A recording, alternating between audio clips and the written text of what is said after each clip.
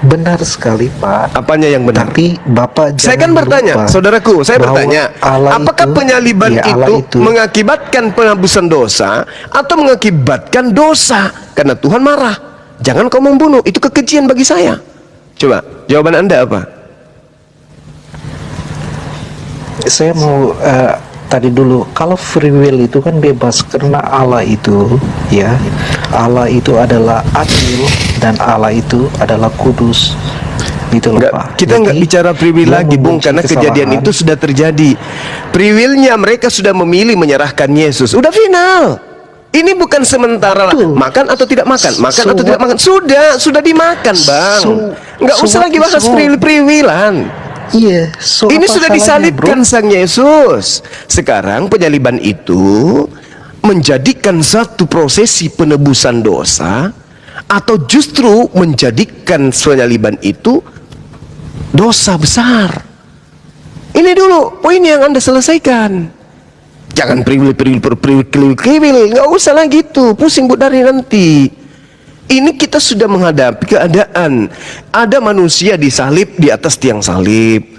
Kan begini, di dalam penyaliban itu jelas ada. Penyaliban itu ada.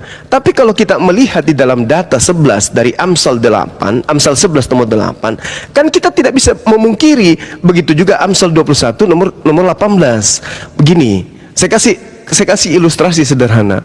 Kan Tuhan marah tuh. Jangan 6 perkara yang menjadi kekejian bagi Tuhan, yang membuat Tuhan itu murka. Di antaranya menyerahkan orang yang tidak bersalah untuk dibunuh, kan gitu. Kemudian di Keluaran 23 nomor 7, jangan kau membunuh orang yang tidak bersalah, jangan kau membunuh orang yang benar, sebab aku Tuhan tidak akan membenarkan orang bersalah. Orang besar tidak akan kubenarkan. Artinya tidak akan aku tebus dosa-dosa orang bersalah dengan menjadikan orang yang benar sebagai korban. Tidak mungkin. Nah, sekarang permasalahannya ada pengorbanan nih.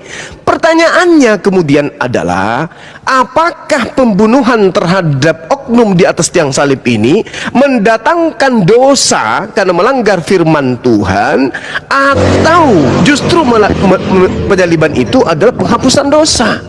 Kalau Ini dia ada sabar Bu Dani, 1 menit. Kalau dikatakan itu adalah penghapusan dosa, itu tidak mungkin karena melanggar firman Tuhan. Firman Tuhannya jangan membunuh. Yesus pun mengatakan di dalam Matius 19, jangan membunuh. Tapi terjadi pembunuhan, maka otomatis itu melakukan perbuatan dosa di mata Tuhan. Berarti sudah bukan penebusan, itu sudah pasti. Kecuali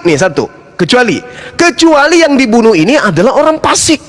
Kecuali yang dibunuh ini adalah pengkhianat, maka tidak mengakibatkan dosa dan juga tidak mengakibatkan penebusan dosa. Amsal 11:8, orang benar diselamatkan dari kesukaran, lalu kemudian orang fasik pengkhianat menggantikannya.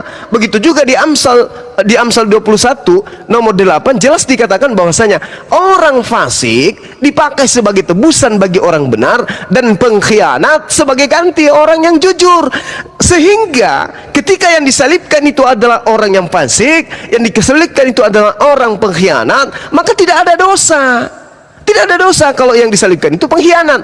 Dengan demikian tidak ada penebusan dosa dan tidak ada Yesus mati di atas tiang salib, tetapi hanya orang yang diserupakan, yaitu pengkhianat atau orang fasik. Begitu polanya. Makanya Anda bingung karena perintah Tuhan dilanggar. Dengan di sisi lain Anda diajarkan itu adalah penebusan dosa.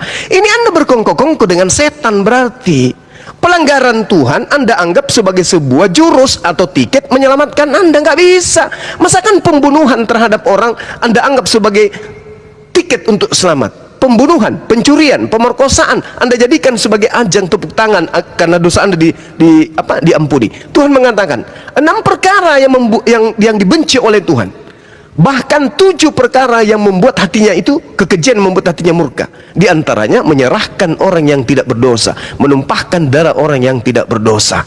Anda tahu itu kan? Nah, sekarang Yesus dibunuh. Yesus ini orang tidak bersalah. Kata Tuhan, itu kekejian. Tapi kenapa kalian tepuk tangan? Orang melakukan kekejian di hadapan Tuhan dengan membunuh orang yang benar, kalian tepuk tangan, hole, hole, hole, hole, dosa kita sudah ditebus. Dengan cara apa? Dengan cara melanggar perintah Tuhan, dengan cara melakukan perbuatan yang keji di hadapan Tuhan. Anda jadikan sebagai sandaran bahwa itu adalah keselamatan bagi Anda. Ini apa namanya? Terkecuali yang mati di atas tiang salib ini adalah orang fasik yang diserupakan dengan orang yang jujur, pengkhianat yang menggantikan orang yang jujur, barulah kemudian bukan dosa bagi mereka untuk membunuh orang ini, karena Tuhan yang melakukan, karena Tuhan yang mau pengkhianat ini yang menggantikan. Akan tetapi konsekuensinya adalah dosa kalian tidak ditebus karena yang mati adalah Yudas. Begitu kawan. Bang Juma,